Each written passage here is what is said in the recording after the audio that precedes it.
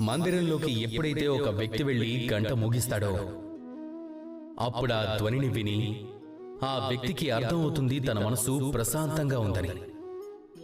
ఎందుకంటే ఈ గంట మోగించకపోతే ఎలాంటి స్వరమూ వినిపించదు. అది స్థిరంగా ఉన్నప్పుడు ఎలాంటి స్వరాలు రావు.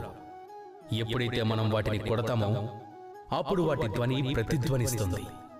ఎప్పుడైతే అది లోపల తగులుతుందో అప్పుడు ఎలాంటి ధ్వని ఉత్పన్నం అవుతుంది అంటే ఆ ధ్వని మన ఆత్మ వద్దకు చేరుకుంటుంది. ఇక అప్పుడు మనసును ప్రశాంతత పరుస్తుంది. దీంతో మనకు ఏమర్థం అవుతుంది? ఇదే, మీరు జీవితంలో ఎప్పుడూ ఆగిపోకూడదు, స్థిరంగా ఉండిపోకూడదు. ముందుకు వెళ్తూ ఉండండి, ప్రయత్నం చేస్తూ ఉండండి, ఎప్పుడు ఆగకండి.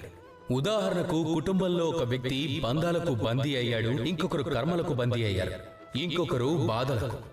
మీరు బందీగా ఉంటే ఆ బంధాల నుంచి మీరు బయటకు రాలేరు. అప్పుడు కూడా ప్రయత్నం చేస్తూ ఉండండి. లక్ష్యాన్ని చేరుకోలేకపోయినా అప్పుడు కూడా ప్రయత్నం చేస్తూ ఉండండి. ఎలా అంటే ఒక మందిరంలో మోగే గంటలాగానే లక్ష్యం చేరే వరకు ఖాళీగా కూర్చోకుండా ప్రయత్నం చేస్తూ పరిగెడుతూనే ఉండాలి. జీవితంలో లాభం కలిగేలా ప్రయత్నం చేస్తూ ఉండాలి. వేరే ఎవరికైనా మంచి చేయొచ్చు, ప్రేరణగా నిలవచ్చు. ప్రయత్నం చేస్తూ ఉంటే జీవితం ఎప్పటికీ వ్యర్థం కాదు.